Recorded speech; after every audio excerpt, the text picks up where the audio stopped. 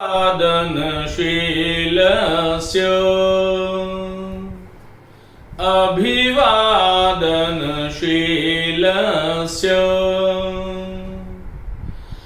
नित्यविधोपसेविनः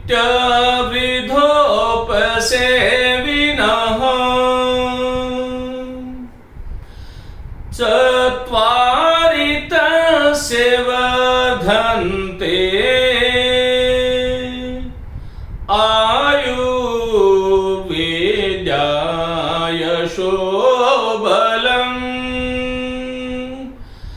आयुर्वेद्यायशोबलम्।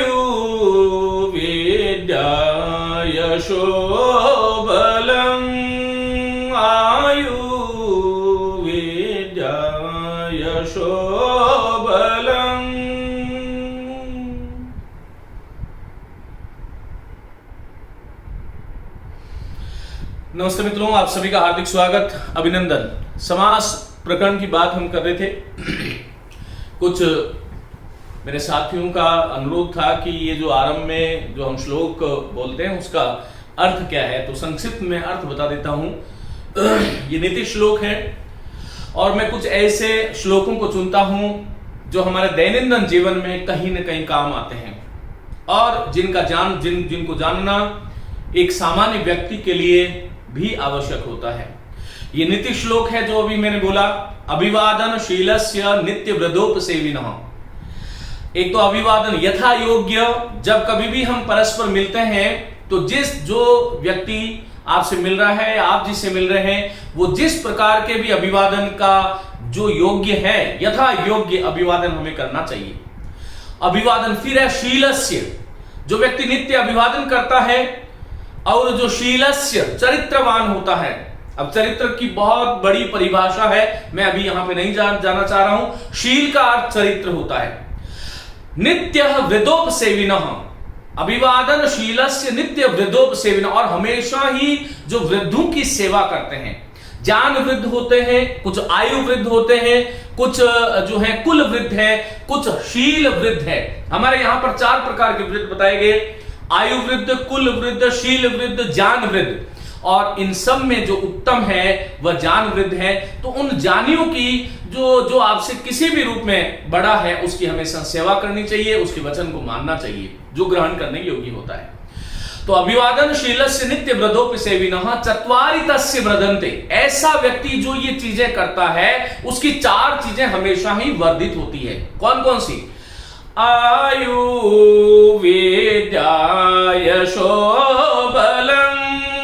आयुर्वेद्यायशोबलम्।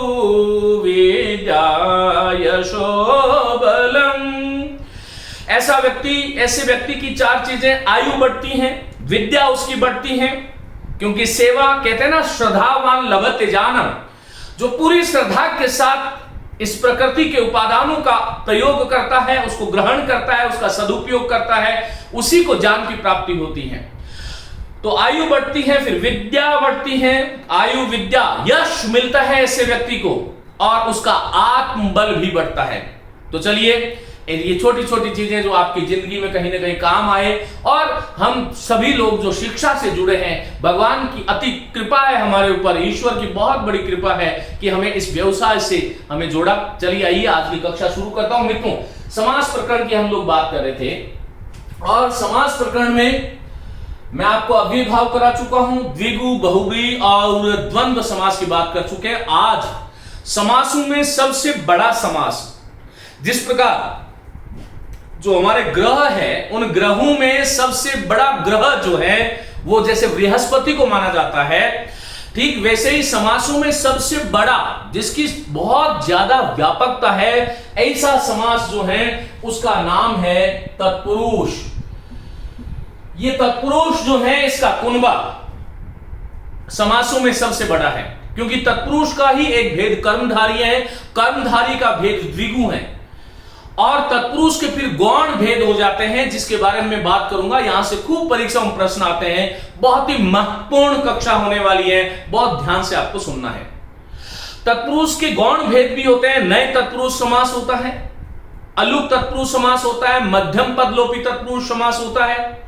तो इस प्रकार से हमें ध्यान रखना है कि तत्पुरुष का जो कार्य व्यापार है वो सभी समासों में सबसे बड़ा है। चलिए पहले 5 मिनट तत्पुरुष के बारे में कुछ विशेष बातें हम जान लेते हैं। विद्यार्थियों, तत्पुरुष समास जो है वो कारक आधारित समास है और इसीलिए संस्कृत में कहा गया कि कारक लोपे तत्पुरुष।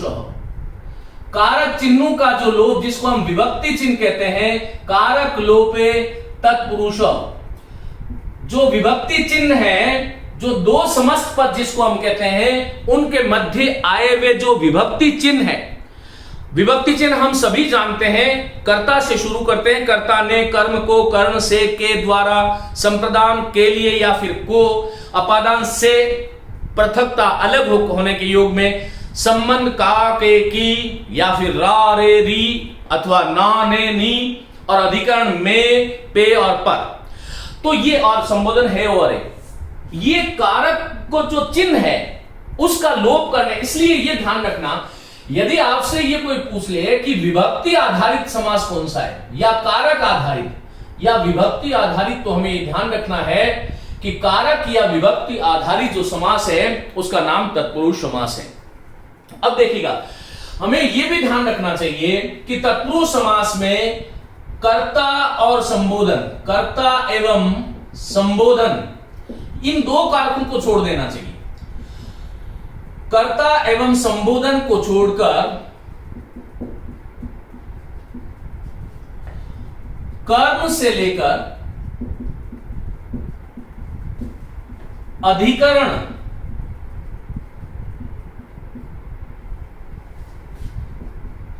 तक के विभक्ति चिन्हों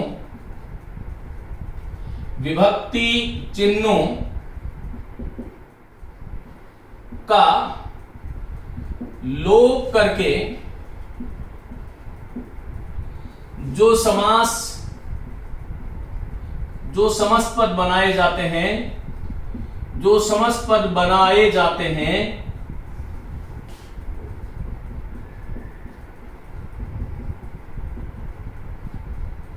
उन्हें तत्पुरुष कहा जाता है। ये एक बात हो गई।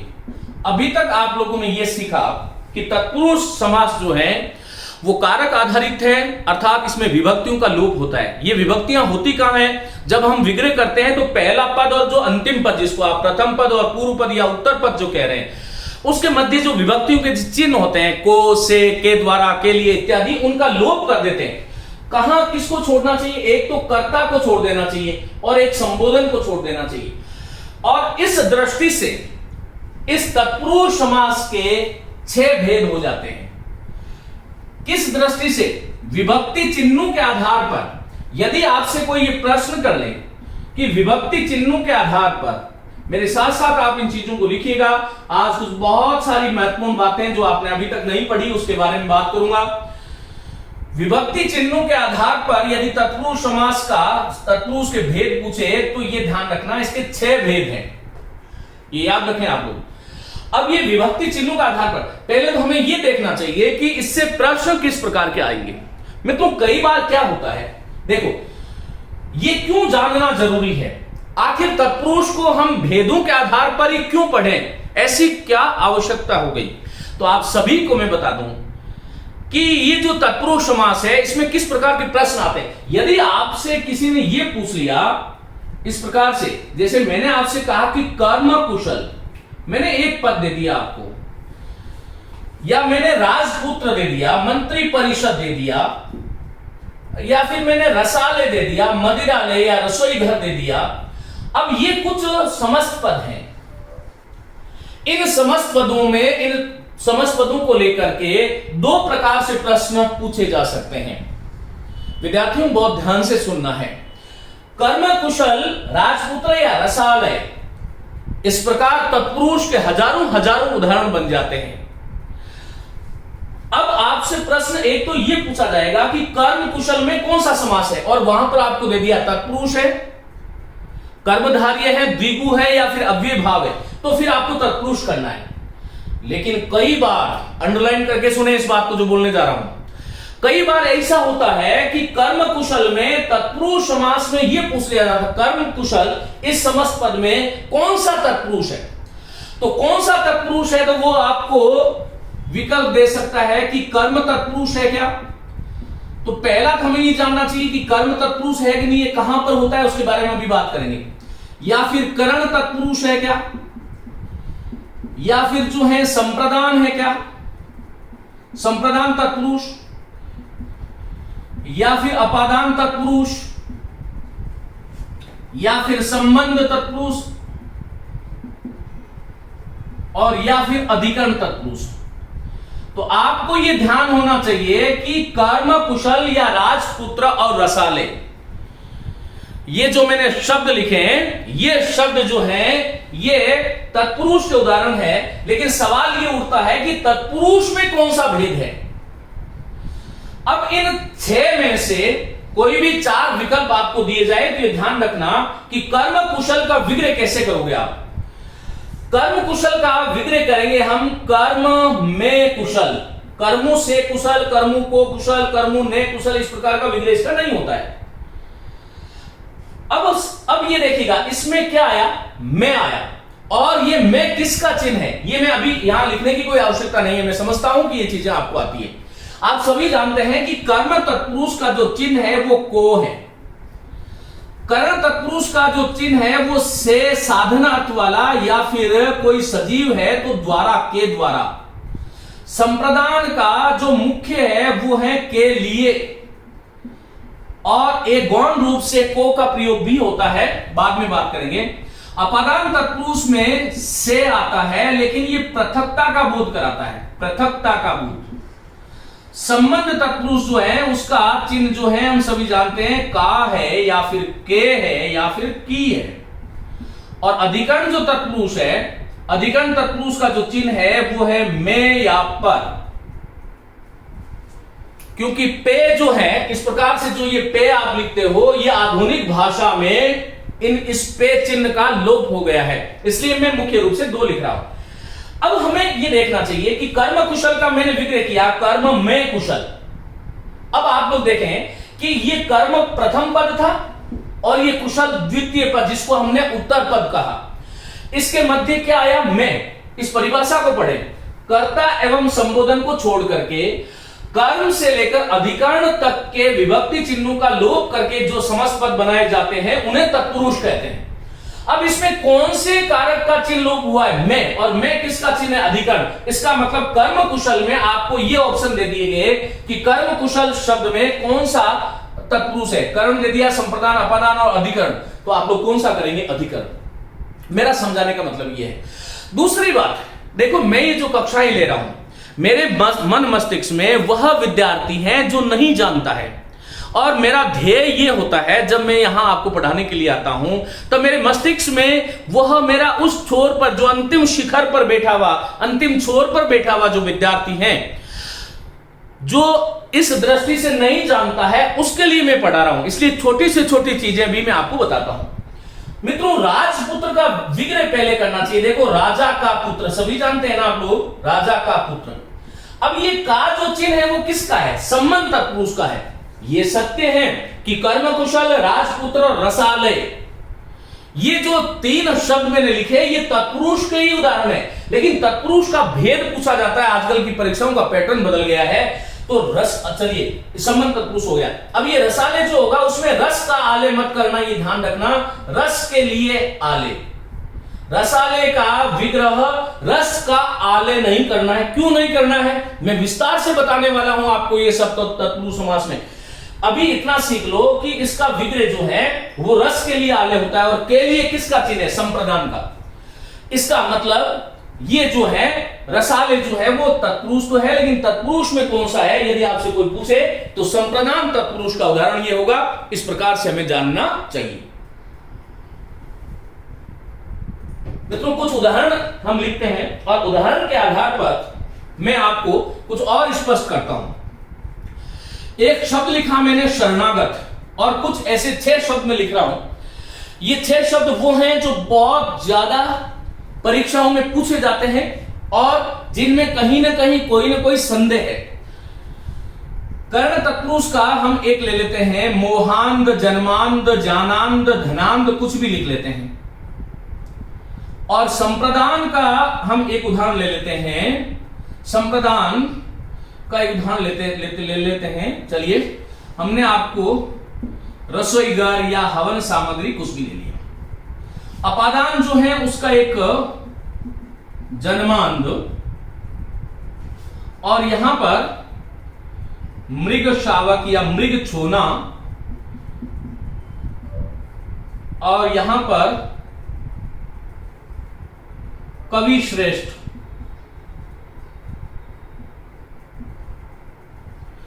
विद्यार्थियों, मैंने आपके सम्मुख 6 उदाहरण लिखे हैं। इन 6 उदाहरणों के माध्यम से पहले तो मैं इनको समझाऊंगा, फिर हम अलग अलग कर्म तत्पुरुष की बात करेंगे, फिर स्वतंत्र रूप से विस्तार से, फिर कर्ण की, फिर संप्रदान, अपदान की, इस प्रकार से करने वाले हैं। अब देखिएगा, यह शरणागत जो शब्द है, इसका विग्रह क्या होगा? इसका शुद्ध विग्रह है शरण को आगत। लेकिन बाजार में एक विग्रह इसका और चलता है, और वो चलता है शरण में आगत। और परीक्षा में भी ये दोनों ही आपको दे दिए जाते हैं। ऐसी दृष्टि में हम शरण को आगत चुने या शरण में आगत चुने, यहां पर हमें संदेह हो जाता है। और बहुत सारे लेखक और बहुत सारी पुस्तकें भी आपको ये कहेगी, कोई शरण में आगत इस प्रकार से विग्रह करता है और कुछ शरण को आगत ऐसा विग्रह करते हैं। करना क्या चाहिए? तथ्य क्या है? यदि आप समझ पाए और यदि समझना चाहते हैं तो जो मैं बोल रहा हूं उसको बहुत ध्यान से सुनना। देखिए, पहली बात तो यह है कि जितने भी ऐसे समस्त पद जिनका अंतिम पद कोई गतिवाचक पद हो, जिसमें गत हो, आगत हो, गमन हो, प्राप्त हो। देखिए, मैंने लिखा है कर्म तत्पुरुष कहां होता है। ऐसे समस्त पद जिसके अंत में गत आ जाए, आगत आ जाए, गमन, प्राप्त, ये सब गतिवाचक शब्द है। और गति में क्या होता है? गतिवाचक जितने भी शब्द होते हैं वहां पर उससे पहले हमें को चिन्ह का प्रयोग करना चाहिए, जो कर्म तत्पुरुष का चिन्ह होता है। देखो, कोई वस्तु जैसे यहां पर है, यहां पर कोई वस्तु है और यह वस्तु यहां से चल करके यहां जाती है, तो ये मैं नहीं है, यहां से यहां गई, इसका मतलब इसको प्राप्त हुई है, को आएगा वहां पर। मैं कहां पर आता है और को कहां पर आता है, यह हमें समझना चाहिए। देखिए, जैसे मैं कहता हूं जलमग्न, एक शब्द लिया मैंने, जलमग्न ले लिया। अब मैंने आपसे कहा जलमग्न शब्द लिया और मैंने आपसे कहा कि इसका विग्रह करो, तो ये जल में मग्न है, ये ध्यान रखिएगा, जल में मग्न है। अब जैसे कोई व्यक्ति है या मछली है, वो जल में चली गई, मतलब वो जल उसका आधार है। वो जो क्रिया, जो मग्न होने की जो क्रिया घटित हो रही है, वो जल में हो रही है। उस क्रिया का जो आधार है वो जल में है। जैसे मैंने वृक्षारूढ़ बोला, तो वृक्ष पर आरूढ़, यह हमें ध्यान रखना चाहिए। या मैंने कहा कि मैं कमरे में बैठा हूं, आप ऐसे समझिएगा, मैं कक्ष में बैठा हूं, तो यहां पर जो बैठने का जो आधार है वो क्या है? कक्ष है। इसलिए कक्ष के साथ में मैं का प्रयोग होता है। यहां पर शरण शब्द जो है, यह शरण कोई ऐसे झोली नहीं है कि उसमें आकर के वो घुस गया। इसलिए शरण में आगत इस शब्द का विग्रह हो ही नहीं सकता। इस शब्द का सही विग्रह होगा शरण को आगत। हमें यह बात ध्यान रखनी चाहिए, बहुत ही महत्वपूर्ण और अति विशिष्ट बात है। तो शरण को आगत ही करना है, क्योंकि शरण, जैसे मैंने कहा शरण ऐसा तो नहीं है ना, हम उसकी शरण को जाते हैं, शरण में नहीं, यह ध्यान रखिएगा। जल में मग्न, क्योंकि जल में उतरा जाता है, शरण में उतरा नहीं जाता। कहने को तो हम ये कहते हैं कि वन गमन।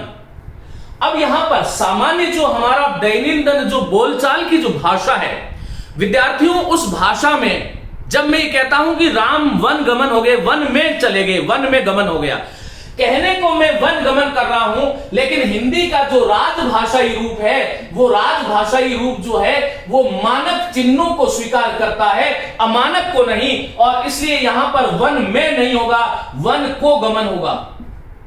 वन को गमन, इस प्रकार से इसका विग्रह करना चाहिए। फिर वही बात है, कोई व्यक्ति कहीं पर एक ग्राम में था या एक शहर में था, वहां से चल करके वो इस बिंदु को प्राप्त हुआ है, मानी वो यहां पर वो गया है, इसलिए सही विग्रह जो होगा वो होगा वन को गमन। विदेश गमन, विदेश में गमन नहीं हो सकता, विदेश को गमन। ये बहुत ही महत्वपूर्ण चीजें हैं जो आपको सीखनी चाहिए। मैं पूरा हृदय से आपके साथ हूं।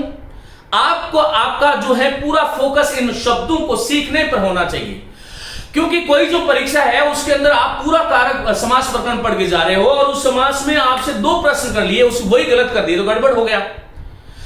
दूसरी बात, मैं आपको खुश करने के लिए नहीं पढ़ा रहा हूं, नोट कर लें आप।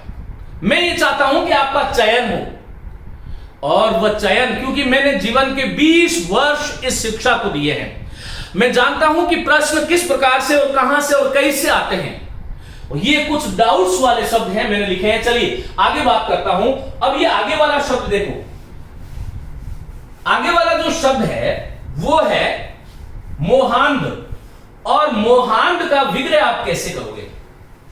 देखो मैंने आपको ऊपर लिख दिया है, इसलिए आपको समझ में आ जाएगा। कर्ण तत्पुरुष है और कर्ण तत्पुरुष का चिन्ह एक तो से होता है और एक के द्वारा होता है। फिर से ध्यान से सुनिएगा, से का प्रयोग हम हमेशा निर्जीव के साथ करते हैं और के द्वारा का प्रयोग सजीव के साथ करते हैं। जैसे मैंने आपसे कहा पंत प्रणीत या तुलसी रचित, तो तुलसी से रचित नहीं करना है आपको, तुलसी के द्वारा रचित। पंत प्रणीत, पंत के द्वारा प्रणीत, लेकिन दुग्ध निर्मित, दुग्ध निर्जीव है इसलिए दुग्ध के द्वारा नहीं, दुग्ध से निर्मित। यहां पर देखो मैंने शब्द दिया मोह, ये भाववाचक शब्द संज्ञा है मोह, तो क्या होगा बोलो? मोह से अंधा। यदि इसका विग्रह आप मोह के द्वारा अंधा करते हो तो जो मानकीय रूप है उसके अनुसार आप गलत कर रहे हैं। हां ये भी ध्यान रखिएगा, यदि परीक्षा में मोह से अंधा नहीं दिख रहा है आपको, मोह से अंधा ये नहीं आकर के मोह के द्वारा अंधा है, तो फिर आपको वहां पर विकल्प चुनना है, होगा तो तृतीया तत्पुरुष ही होगा, ये ध्यान रखना। अब यहां पर मोह से अंधा होगा, ये मोह, अब ये से का चिन्ह का लोप हुआ, और से चिन्ह का लोप कहां होता है? कर्ण तत्पुरुष में। तुरंत यहां पर आइएगा, ये शब्द पढ़े आप लोग, क्या है? जन्मांध है। जन्मांध का विग्रह क्या होगा? जन्म से अंधा। सवाल ये उठता है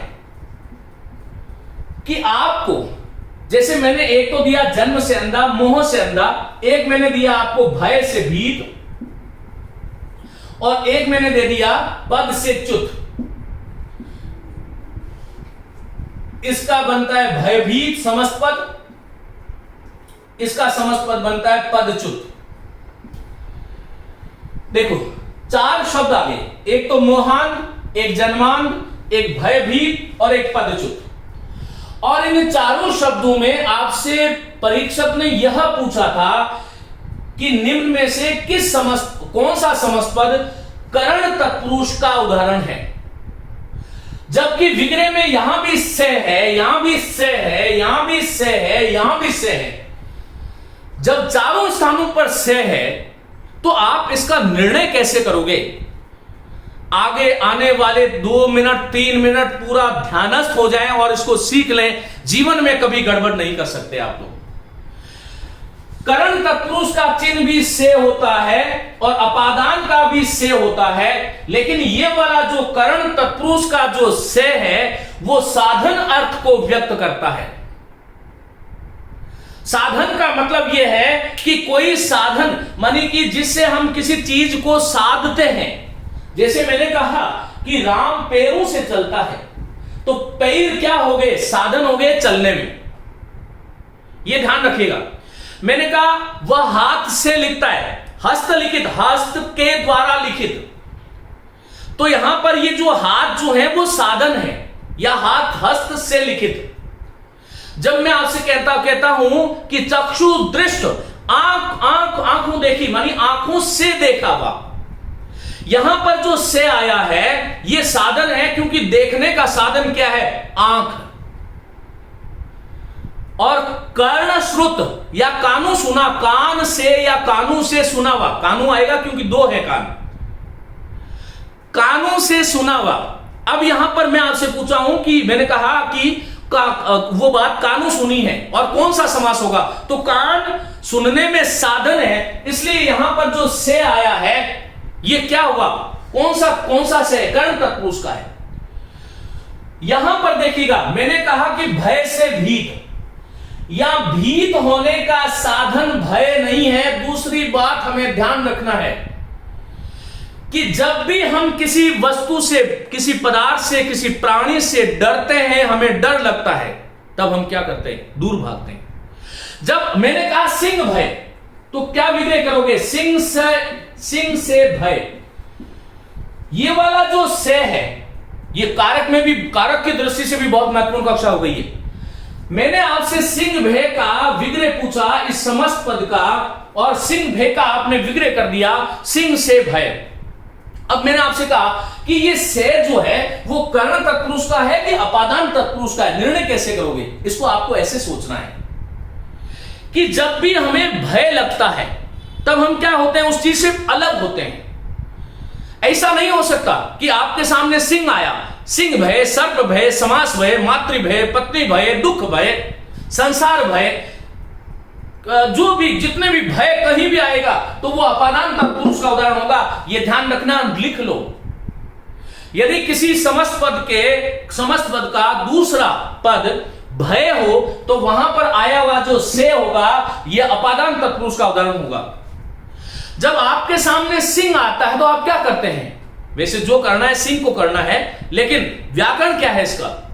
सिंह से भय। अब जैसे ही हमारा ऐसा नहीं है कि आपके सामने सिंह आया और आप लपक करके ओ माय डियर फ्रेंड आओ, कहां थे इतने दिन? हम दूर होते हैं, उससे भाग जाते हैं। इसका मतलब वो जो भाग रहे हैं हम, वो दूर हो रहे हैं। और ये जो से हो रहा है, ये अपादान वाला जो से है, ये पृथकता का योग, पृथकता का बोध कराता है। ये कर्ण तत्पुरुष वाला जो से है वो साधन का बोध कराता है। मैं कहता हूं कि मेघा आच्छादित। अब क्या होगा? मेघों से आच्छादित। मेघ से आच्छादित तब करना है जब मेघू नहीं हो तो। इसका समस्त पद बनता है मेघा आच्छादित। अब ये आच्छादित, इसमें आया हुआ जो से है, ये आच्छादित होने का जो साधन है वो कौन है? मेघ। अर्थात कोई चीज जलावृत, जल से आवृत, आवृत होने का साधन क्या है? जल है। सुखावृत, सुख से आवृत। मेरा कहने का मतलब यह है कि यदि से साधन का बोध कराए तो कर्ण तत्पुरुष है। अलग होने का, पृथकता का, विलगता का, पार्थक्य का, जब वैमनस्य का, रहितता का, विमुखता का बोध कराता है तो उस विग्रह में आया हुआ जो से है उसको आपको अपादान तत्पुरुष मानना है। और ये बहुत ही महत्वपूर्ण बात है जो परीक्षाओं में विद्यार्थियों को सर्वाधिक परेशान करती है।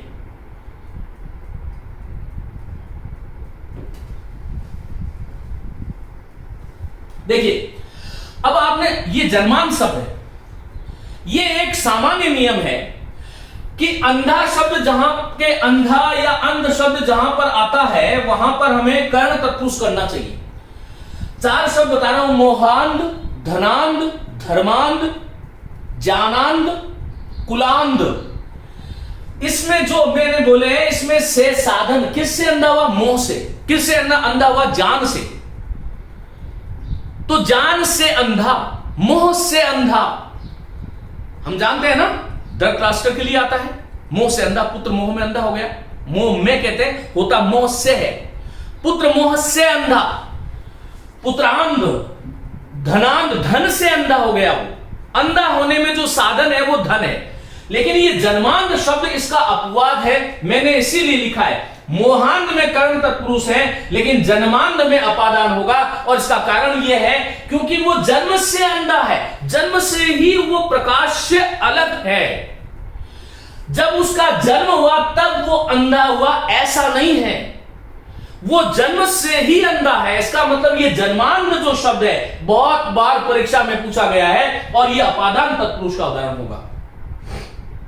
विद्यार्थियों, आगे बात करता हूं संप्रदान। संप्रदान का चिन्ह है के लिए। जैसे मैंने कहा रसोई घर, इसका मतलब ये प्रयोजन जो दूसरा शब्द है किसी समस्त पद में, दूसरा पद जो आप देखते हो, कोई ऐसा पद हो जिसका प्रयोजन पहले पद को व्यक्त करता हो। जैसे मैंने कहा पाठशाला, अब यह शाला किसके लिए है? पाठ के लिए। विद्यालय, आलय माने घर, किसके लिए है? विद्या प्राप्ति के लिए है। हवन सामग्री, ये जो सामग्री है उसका प्रयोजन क्या है? कि हवन के लिए सामग्री है, हवन की सामग्री नहीं करना है। जब मैंने कहा विद्यालय, तो विद्यालय जो शब्द है उसका विग्रह क्या करोगे? विद्या का आलय मत करना, विद्या के लिए आलय। क्योंकि ये जो आलय जो बना है उसका प्रयोजन क्या है? विद्या प्राप्ति के लिए जो बनाया गया आलय है वह विद्यालय है। लेकिन हिमालय जो शब्द है उसका विग्रह यदि आप हिम के लिए आलय कर दोगे तो गड़बड़ हो जाएगा, हिम के लिए आलय नहीं होता है। ऐसा क्यों? भाषा में अंडरलाइन करें, भाषा में समास एकमात्र ऐसा बिंदु है जिसको रटने से ये कभी नहीं आता। यदि कोई इस भाव से बैठा है कि सर जो बता रहे हैं उसको मैं रट लूंगा और मैं समास सीख जाऊंगा, तो गलती कर रहे हैं आप लोग। भाषा में समास एकमात्र ऐसा बिंदु है जो किसी समस्त पद के सही अर्थ को समझने से ही हमें समास आ सकते हैं। मैंने विद्यालय शब्द बता दिया, लेकिन जब आपने विद्यालय के आधार पर हिमालय का विग्रह कर लिया तो फेल हो जाओगे। हिमालय विद्या के लिए आलय, क्योंकि यह आलय बनाया गया था जिसका प्रयोजन क्या था? विद्या। लेकिन हिमालय बनाया नहीं गया था, हिमालय बनाया नहीं गया था। यह आलय ऐसा नहीं है कि किसी ने मिलकर के और बर्फ के लिए कि भाई ये बर्फ का खाना है, बर्फ का स्थान है, बर्फ के लिए है। या जब हिम के लिए आलय आप करोगे तो इसका मतलब क्या हुआ कि आप ट्रकों में बर्फ भर भर के वहां पर लेकर जाकर के हिमालय तो बनाया नहीं। तो हिमालय का जो समास है उसमें समास है मध्यम पदलोपी तत्पुरुष समास। लिख लें, हिमालय में संप्रदान नहीं है, तत्पुरुष के कुछ गौण भेद होते हैं जिसकी बात मैं अगली कक्षा में करूंगा। हिमालय जो शब्द है ये मध्यम पदलोपी तत्पुरुष का उदाहरण है। ऐसा क्यों हुआ? इसका विग्रह होगा हिम से निर्मित है जो आलय। फिर से बता देता हूं, हिम से निर्मित है जो आलय, और निर्मित है जो ये पद थे, इसलिए मध्यम पदलोपी तत्पुरुष का उदाहरण हो गया। एक शब्द और बता देता हूं, मैंने आपको देवालय शब्द दिया और देवालय का विग्रह देव के लिए आलय करोगे तो गड़बड़ है। क्यों ऐसा हुआ? क्योंकि देवालय का विग्रह देव के लिए आलय। देखो विद्यालय में कौन आते हैं? विद्यार्थी। विद्यार्थियों को फोन करके बुलाया जा सकता है, लेकिन देवालय में ऐसा नहीं है कि हनुमान जी को फोन करो और देवता के लिए भाई तुम्हारे लिए घर है, हनुमान जी बना दिया है, आ जाओ। यहां पर इसका मतलब देखो, कोई भी जो शब्द है अंडरलाइन करें, किसी भी शब्द का जो अर्थ है उसको जानने से पहले हमारे सांस्कृतिक संदर्भों को जानना आवश्यक है। फिर से बोल रहा हूं, किसी भी समस्त पद का विग्रह करने से पहले उस शब्द विशेष का जो सांस्कृतिक जो हमारी परंपराओं से चला आ रहा जो अर्थ है उसको जानना जरूरी है। हमने यहां पर यह माना है कि देवता जो है ये पूरी की पूरी भूमि जो है, तेरा साईं तुझ में जो पुहुपन में बास, कस्तूरी का मृग जू फिर ढूंढे घास, कस्तूरी कुंडल बसे मृग ढूंढे बनमाई, ऐसे घट घट में राम है दुनिया देखे नहीं। जब सब जगह राम ही राम है तो ये राम सेवक स्वामी का संबंध है, तो देव का आलय या देवों का आलय, क्योंकि हम हमारी किसी चीज को हमारी कहां मानते हैं। जहां पर देव आ गया वहां पर देवताओं के लिए आलय नहीं होगा, यह ध्यान रखिएगा। इस प्रकार से बाकी जितने भी शब्द हैं, विद्यालय है, रसालय है, मदिरालय मदिरा के लिए आलय, रसालय रस के लिए आलय, शयनालय शयन के लिए आलय, जितने भी आले वाले जो जितने भी शब्द होंगे उसमें के लिए का प्रयोग करोगे, देवालय और हिमालय को छोड़ करके। किस प्रकार से हमें पढ़ना चाहिए यह हमें आना चाहिए। मित्रों, संबंध तत्पुरुष की बात करते हैं। देखो, कर्म तत्पुरुष के बारे में कुछ बताया, कर्ण तत्पुरुष, संप्रदान, अपादान, संबंध की बात कर रहे हैं। संबंध में क्या होता है, दोनों पदों के मध्य आए हुआ का, के और की का लोप होता है। मैंने कहा मृग छौना, छौना कहते हैं पशु के बच्चे को। जैसे मृग और शावक, तो मृग का शावक, यहां पर पिता पुत्र का संबंध है। पिता पुत्र, स्वामी सेवक, गुरु शिष्य, पति पत्नी, ये चार प्रकार के संबंध वाले समस्त जहां भी आएंगे वहां पर संबंध तत्पुरुष है। विस्तार से बात करूंगा जब संबंध तत्पुरुष को स्वतंत्र रूप से पढ़ाऊंगा। वहां पर हमें ध्यान रखना है, अवयव अवयवी संबंध यदि कहीं पर है वहां भी संबंध होगा। गुण गुणी, क्रिया क्रियावान, जाति व्यक्ति। जैसे मैंने कहा राजपुरुष, तो क्या होगा, राजा का पुरुष। तो ये इस तरह से इन चीजों को हमें ध्यान रखना चाहिए। अब देखो, अधिकरण में कवि श्रेष्ठ, कवियों में श्रेष्ठ। जब मैं ऐसा विग्रह करता हूं तो अधिकरण, क्योंकि मैं का लोप हो गया, और यदि मैं श्रेष्ठ शब्द को कवि का विशेषण मान लूं तो कवि है जो श्रेष्ठ। यदि मैं ऐसा मान लूं तो वहां पर कर्मधारय समास होगा। अब आपके सामने ये समस्या आ सकती है कि सर हम कवि श्रेष्ठ में अधिकरण तत्पुरुष दिया हुआ हो और कर्मधारय दिया हुआ हो तो क्या मानना चाहिए हमें। पहली बात तो कोई भी परीक्षक इस प्रकार के प्रश्न करने से बचता है, या तो आपको तत्पुरुष अधिकरण तत्पुरुष पूछेगा या कर्मधारय पूछेगा। हां, जब आपको किसी ने ये लिख के दे दिया, विग्रह करके पूछा कि कवि है जो श्रेष्ठ, कवि है जो श्रेष्ठ, इसमें कौन सा समास होगा, तो कर्मधारय होगा। और कवियों में श्रेष्ठ, कवियों में श्रेष्ठ ये दे दिया तो अधिकरण तत्पुरुष होगा। ये सामान्य बात थी जिसके बारे में मैंने आपको बात करी। और चलिए अब मैं इसको एक बार मिटा रहा हूं, हम इसमें अलग अलग पढ़ेंगे फिर कर्म तत्पुरुष, कर्ण तत्पुरुष, संप्रदान, अपादान। लेकिन एक बार आप इसका स्क्रीनशॉट ले लें। मित्रों, एक और महत्वपूर्ण बात बताता हूं। हिंदी में जो हमने कर्म तत्पुरुष, कर्ण तत्पुरुष ये जो लिखा है यही प्रचलित है। संस्कृत में इसकी जगह विभक्तियां आती है। द्वितीय तत्पुरुष, तृतीय तत्पुरुष, चतुर्थी तत्पुरुष, पंचमी, षष्ठी और सप्तमी। हिंदी की ये परंपरा नहीं है। हिंदी में नाम से जानते हैं इसको, कर्म, करण, संप्रदान, अपादान। तो ये चीज हो गई, इसको आप ध्यान रखिएगा। अब चलिएगा कुछ और नई बात जिसके बारे में आपसे बात करता हूं। अभी तत्पुरुष समास का परिचय ही चल रहा है। एक हमने बात बता दी, कारक आधारित, विभक्ति आधारित, इसके आधार पर 6 भेद होते हैं। मैंने आपको एक सामान्य परिचय दे दिया कि आप इसको पहचानोगे कैसे। अब ये ध्यान रखना कि तत्पुरुष जो समास होता है, तत्पुरुष समास में अर्थ की दृष्टि से द्वितीय पद प्रधान होता है।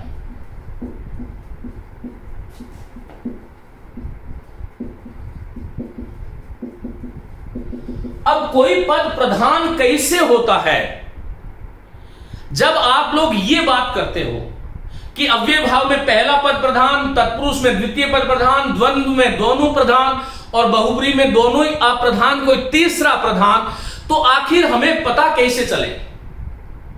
मुझे एक बात ध्यान है कि एक बार मैं कक्षा में पढ़ा रहा था और मैंने कहा भाई माता पिता में कौन प्रधान है, तो एक विद्यार्थी कहता है गुरुजी मैं बताता हूं। मैंने कहा बताइए, तो उसने कहा कि माता प्रधान है। तो मुझे कहीं ना कहीं एक शास्त्र वचन याद आया कि माता जो है वो पिता से 100 गुना ज्यादा पूज्य होती है, और इसीलिए हम धरती को भी माता कहते हैं। जितने और जो विद्या की अधिष्ठात्री है वो भी मां है। तो मेरे मन में ये आया, मैंने कहा शायद ये पढ़ा लिखा विद्यार्थी है और ये माता इस आधार पर प्रधान कह रहा है। मैंने तुरंत उसे पूछ लिया, मैंने कहा भैया माता पिता में आपने माता को प्रधान कैसे बनाया। तो उसका उत्तर जो था वो बड़ा जो है हंसने वाला था। वह मुझे कहता है कि गुरुजी आज तक माता ने कभी मारा नहीं, हमेशा प्रेम दिया और पिता जब चाहे शुरू हो जाते हैं। तो ये प्रधानता और अप्रधानता की ये जो हमारा दृष्टिकोण है ये नहीं होना चाहिए। चलिए मैं आपको अगले 5 मिनट ये सिखाता हूं कि किस पद में कौन सा पद प्रधान है, ये हम पता कैसे करें।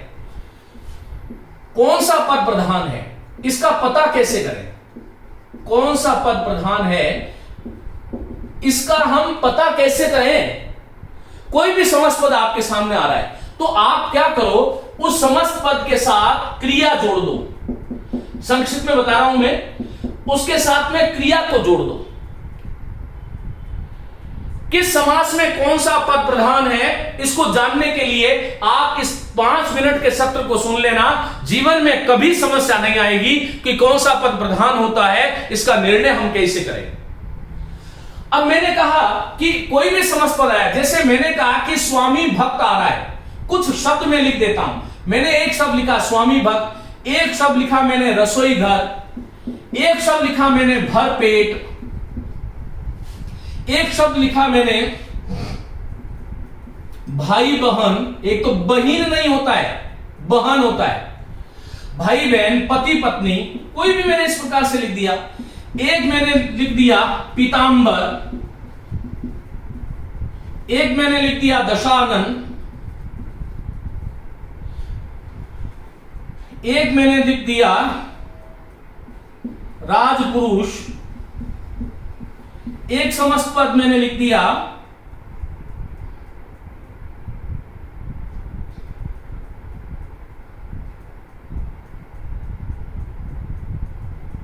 सप्ताह, एक मैंने लिख दिया। आपके जो भी मस्तिष्क में आता है वो पद यहां पर लिख सकते हैं आप। सप्ताह लिख दिया, दशानन, पीतांबर, सब बहुत सारे, लेकिन कुछ कुछ छांट छांट करके मैं लिख रहा हूं। अब ये कुछ पद है। पहले तो हमें ये बताओ, आप ये बताइएगा कि ये समस्त पद, कौन सा समस्त पद किस समास का उदाहरण है। मित्रों पहले बता देता हूं, स्वामी भक्त तत्पुरुष है, रसोई घर तत्पुरुष है, भरपेट अव्ययभाव है, भाई बहन द्वंद्व है, पति पत्नी द्वंद्व है, पीतांबर जो है वो बहुब्री कर्मधारी दोनों है, दशानन कर्मधारी बहुब्री है, राजपुरुष तत्पुरुष समास है, और सप्ताह जो है वो द्विगु समास है। मैंने सभी समासों के एक एक उदाहरण ले लिए। एक मैंने और लिख देता हूं, कुपुत्र लिख देता हूं, सुपुत्र लिख देता हूं, नीला, नील गगन लिख देता हूं, कुछ भी। तो ये कर्मधारी का उदाहरण है।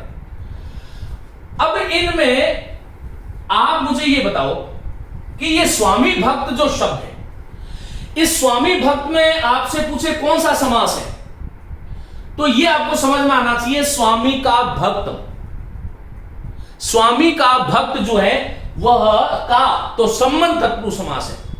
लेकिन ये कैसे पता करूं कि ये स्वामी भक्त में भक्त पहला दूसरा पद है। देखो एक है स्वामी, ये स्वामी का मूल शब्द स्वामीन होता है, ये ध्यान रखना, और स्वामीन और भक्त के मध्य संधि होगी तो मी छोटा हो जाएगा, ये ध्यान रखिएगा। लेकिन इसके पद एक है स्वामी और दूसरा है भक्त।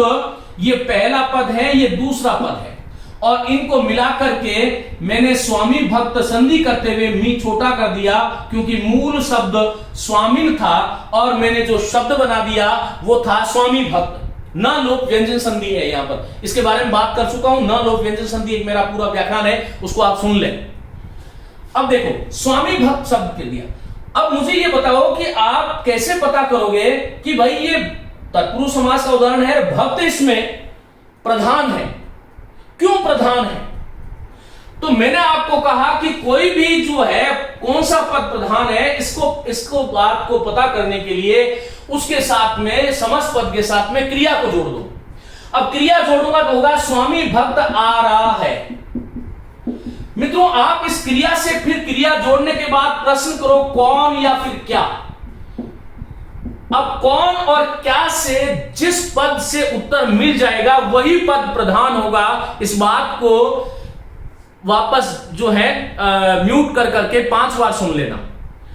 किसी भी समस्त पद में कौन सा पद प्रधान है, इस बात को जांचने के लिए, इस बात को परखने के लिए उस समस्त पद के साथ क्रिया जोड़ दो। क्रिया से फिर कौन और क्या ये लगा के प्रश्नवाचक अव्यय लगा के बात करो। इस कौन और क्या से जिस प्रश्न से जिस पद से जो उत्तर मिल रहा है, वाक्य बन रहा है, वही पद प्रधान होगा, दूसरा अप्रधान होगा। अब मैंने कहा स्वामी भक्त आ रहा है, क्रिया क्या है? आ रहा। मैं पूछ रहा हूं कि कौन आ रहा है? अब मुझे बताओ, स्वामी आ रहा है कि भक्त आ रहा है? आने वाला कौन है? क्रिया के साथ कौन जुड़ रहा है? भक्त जुड़ रहा है या स्वामी जुड़ रहा है?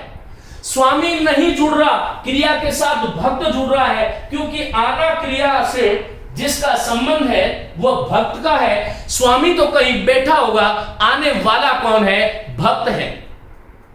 और इस भक्त की जगह, स्वामी की जगह यदि मैं कोई दूसरा शब्द लिख दूं, राजभक्त आ रहा है, तो राजा नहीं आ रहा है, भक्त आ रहा है। देशभक्त आ रहा है, तो देश नहीं आ रहा है, भक्त आ रहा है। यदि आप इस प्रकार से, मेरा आप लोगों से निवेदन है कि हमें भारतीय शिक्षा पद्धति बहुत ही उदात्त शिक्षा पद्धति थी और है भी, हमें रटना नहीं चाहिए। मैं ये चाहता हूं कि मेरा भारत का विद्यार्थी तोता नहीं बने, बोल मिठू राम ये वाला नहीं चाहिए। किसी चीज को समझाओगे कैसे? शिक्षक कहते हैं प्रथम पद प्रधान होता है, विद्यार्थी पूछता है कैसे होता है? कि होता है। द्वंद्व समास में दोनों पद प्रधान होता है, होता कैसा? होता है। देखो, मैंने कहा माता पिता भाई बहन, ये समस्त पद आया। अब आप ये भाई बहन जो समस्त पद है, उसके साथ भाई बहन आ रहे हैं, जा रहे हैं, भाई बहन बैठे हैं, इस प्रकार कोई भी क्रिया जोड़ लो और क्रिया से फिर प्रश्न करो, पता चल जाएगा, आपको पता चल जाएगा कि कौन सा पद अब आ रहे हैं। देखो, इसके बोलो कौन आ रहा है? यहां पर केवल बहन आ रही है क्या? नहीं। स्वामी भक्त में तो केवल भक्त आ रहा था, स्वामी नहीं आ रहा। लेकिन भाई बहन में भाई भी आ रहा है, बहन भी आ रही है। मैंने कहा पति पत्नी सुंदर है, बोलो कौन सुंदर है? केवल पति या पत्नी? केवल पत्नी। पति भी सुंदर है, पत्नी भी सुंदर है। पिता पुत्र शोभित हो रहे हैं, तो केवल पिता शोभित हो रहा है कि पुत्र शोभित हो रहा है? ऐसा नहीं है, पिता और पुत्र दोनों शोभित हो रहे हैं। लाभ हानि होती रहती है, केवल लाभ नहीं, हानि भी होती है, लाभ भी होता है। इसी प्रकार मैंने कहा रसोई घर। अब आप कुछ नहीं करो, क्रिया याद नहीं आ रही है तो आगे है जोड़ दो। रसोई घर है। अब पूछो क्या है? तो क्या है? घर है। घर है, ये पूरा वाक्य हो गया। अब ये घर किसका है? इस रसोई का संबंध, घर रसोई का जो संबंध है वो घर से है, क्रिया से नहीं है। क्योंकि रसोई की जगह स्नान घर लिख दूं, पूजा घर लिख दूं, रसोई को बदला जा सकता है, घर को नहीं बदला जा सकता। ये दूसरा पद प्रधान हो गया, और दूसरा पद जिसमें प्रधान होगा वह तत्पुरुष समास होता है। जैसे मैंने राजपुरुष आ रहा है या राजपुरुष बैठा है, प्रश्न करो कौन बैठा है? कि पुरुष बैठा है। अब ये पुरुष किसका है? किसी का भी हो सकता है, राजा का हो सकता है, सेवक का हो सकता है, देश का हो सकता है, किसी और का हो सकता है। तो मित्रों, आप इस प्रकार से, जैसे मैंने एक भरपेट, कौन सा समास है? बोलो अव्ययी भाव है। आप ये पहचान करते हो कि भर जिसमें आ गया वो अव्ययी भाव है। वो ठीक है कि वैसे हमें पहचान करनी चाहिए, लेकिन इसका तरीका क्या है? मैंने कहा मैंने भर पेट खाना खाया, भर पेट खाना खाया। प्रश्न करो क्या खाया? उत्तर मिलेगा, इसको जोड़ो पहले। पेट खाया क्या? नहीं। जब तक पेट के साथ में भर नहीं आता, जब तक इस पेट के साथ में भर उपसर्ग नहीं जुड़ता, इस समस्त पद का कोई अर्थ ही नहीं आ सकता। मैंने कहा पीतांबर आ रहे हैं। पीत कहते हैं पीले को, अंबर कहते हैं आकाश को। बोलो कौन आ रहा है? पीला आ रहा है कि आकाश आ रहा है? दोनों ही नहीं आ रहा, दोनों अप्रधान है। पीत है अंबर, जिसके उसको जिसने धारण कर रखा है वह आ रहा है। इसका मतलब क्या हुआ? पीतांबर में पीत और अंबर ये दोनों ही पद प्रधान है। हमें इस तरह से किसी बात को समझना, जानना, देखना चाहिए। और मेरी ये हसरत है कि मेरा विद्यार्थी वर्ग इस प्रकार से यदि इस बातों को जानेगा, सीखेगा और आगे आने वाली जो युवा पीढ़ियां होगी उनको यदि सिखाएगा, तो कौन कहता है कि भारत की वो जो गुरुकुल शिक्षा पद्धति थी वो वापस नहीं आएगी। यदि गुरुजी गाइड पढ़ेंगे तो आपको मिसगाइड ही करेंगे। वो गाइड कुछ भी आपको देने वाली नहीं है, नहीं गुरुजी को देने वाली है। यदि कोई शिक्षक इस कक्षा को सुन रहे हैं तो यह ध्यान रखें, मेरा अनुरोध है कि जब कभी भी शिक्षा का दान सबसे बड़ा दान और महत्वपूर्ण और सबसे उपयोगी दान होता है, जो जीवन को इधर भी ले जा सकता है, उधर भी ले जा सकता है। इसलिए जब भी शिक्षा के मंच पर हम खड़े होते हैं तो वहां पर हमारी बहुत बड़ी जिम्मेदारी होती है, और जो आपके अंतःकरण में स्थित है वो विद्यार्थी तक आप पहुंचा दें, तभी तो आप शिक्षक हैं, अध्यापक हैं, गुरु, आचार्य, उपाध्याय हैं।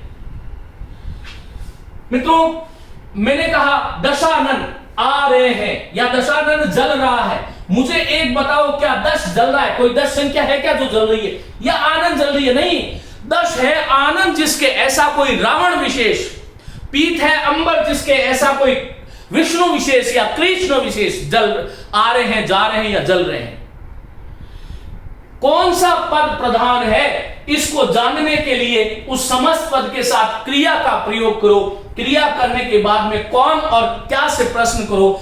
जिस पद का या जिस पद से कौन और क्या का उत्तर मिल रहा है वही पद प्रधान होता है। अब मुझे लगता है कि कोई संदेह नहीं है। मैंने कहा कुपुत्र है, तो कौन है? पुत्र है। अब ये पुत्र कैसा है? कु बुरा है।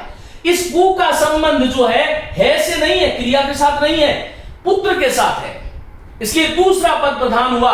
और तत्पुरुष का एक भेद कर्मधारी है, कर्मधारी का एक भेद द्विगु है। तत्पुरुष, कर्मधारी और द्विगु एक ही जाति, एक ही प्रजाति के समास है। इसलिए तीनों ही समासों में दूसरा पद प्रधान होता है।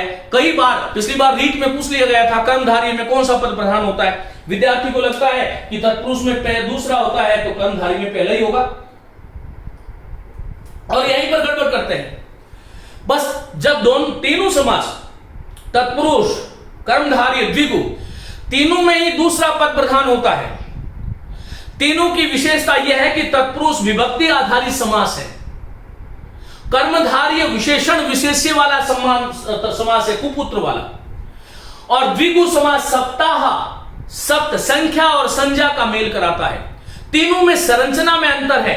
अर्थ की दृष्टि से तत्पुरुष, कर्मधारी और द्विगु तीनों ही समास जो है वो उसमें द्वितीय पद प्रधान होता है। ये एक बहुत महत्वपूर्ण बात थी। और इसी के साथ मैं आज का ये व्याख्यान जो है समाप्त करता हूं, क्योंकि लंबा नहीं हो जाए। ये बहुत महत्वपूर्ण व्याख्यान है, इसको आपको ध्यान से आनंद के साथ इसको सुनना है, और साथ साथ में नोट्स भी बनाइए, क्योंकि मैं सारी बातें लिख नहीं सकता। ये बहुत महत्वपूर्ण चीज थी कि कौन सा पद प्रधान है, इसका हम पता कैसे करें। तो आपको इस प्रकार से समस्त पद के साथ क्रिया जोड़ते हुए उसका पता करना चाहिए। नमस्ते, धन्यवाद आप सभी का, बहुत बहुत शुभकामनाएं। आप सभी लोग ये ध्यान रखें कि जो भी इस मैया पाठशाला के माध्यम से, जो इस YouTube चैनल के माध्यम से जो मुझे सुन रहे हैं, वो हमारा जो टेलीग्राम ग्रुप जो है उसको आप ज्वाइन कर लें, और वहां पर मैं आपको केवल प्रश्न पूछने का अधिकार मैंने दे रखा है, और जहां तक मेरी क्षमता रहेगी सदैव ये अधिकार आपके पास होगा।